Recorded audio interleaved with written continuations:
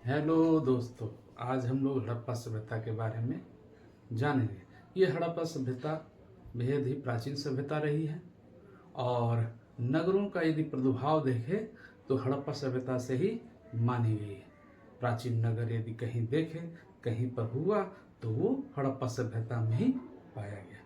हड़प्पा सभ्यता की बात करें तो हड़प्पा सभ्यता में नगरों का जो टाउन प्लानिंग था वह शायद ही किसी सभ्यता में देखने को मिला है, क्योंकि जो नगरों का प्लानिंग था, योजना था, वो बेहद ही उस समय के आर्किटेक्चर बोलिए, उस समय के नगर योजना बनाने वाले लोगों की बात कीजिए तो काफ़ी ही वो लोग तकनीकों से लैस थे। यदि बात करें हड़प्पा सभ्यता की तो आप देखेंगे कि उसके कई स्थल प्राप्त हुए हैं। ये स्थल भारत, पाकिस्तान और अफगानिस्तान में भी पाया गया है। इन स्थलों की यदि बात करें तो यह स्थल अपने आप में गौरवमय है, अपने आप में अवशेष लिए हुए है और आज हमारे धरोहर की पहचान है।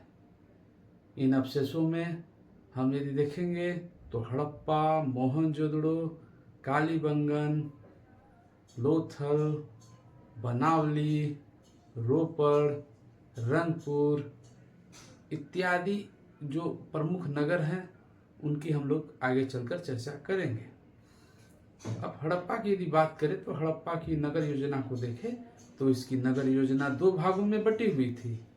एक पश्चिमी टीले, दूसरे पूर्वी टीले। यदि पश्चिमी टीले की बात करें तो पश्चिमी टीलों में ऊंचे दुर्ग हुआ करते थे। ये आप जो देख रहे हैं पीछे जो दुर्ग है, उस दुर्ग को हम लोग किला भी कहते थे और सिटाडेल भी कहते थे। ये सिटाडेल कई चीज़ों को लेकर समाहित करके सिटाडेल बना हुआ था। इन सिटाडेल में देखें तो वहाँ पर पुरोहितों के लिए एक भवन हुआ करता था, सभागार हुआ करता था, अन्नागार हुआ करता था। और ये अक्सर सवाल पूछे जाते हैं कि सबसे बड़ा भवन कौन सा था, तो अन्नागार। आगे चलते हैं, जब हम लोग खुदाई की ओर आगे बढ़ते हैं तो मोहनजोदड़ो जैसे नगर में हम लोग पाते हैं कि बहुत बड़ा स्नानागार मिला है। और ये स्नानागार इतना बड़ा है कि ऐसा प्रतीत होता है कि मानो उस समय किसी पर्व या त्यौहार के लिए सभी लोग एकत्रित होते थे और एकत्रित होकर कहीं ना कहीं ये लोग उसमें पवित्र शुद्धता होने के लिए जो है स्नान किया करते थे। दोनों तरफ सीढ़ियाँ हुआ करती थी, सीढ़ियों से उतरकर वे लोग उसमें स्नान करते थे। कई घरों में स्विमिंग पूल के जगह पर छोटे छोटे स्विमिंग पूल भी देखने को मिले हैं और कुआं का अवशेष जरूर मिला है।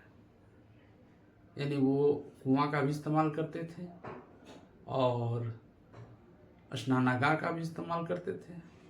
उनके घर आयताकार स्थिति में पाया गया है और ये जो घर हुआ करते थे ये बहुत ही तरीके से, बहुत ही नियोजित ढंग से इनको सजाया गया था।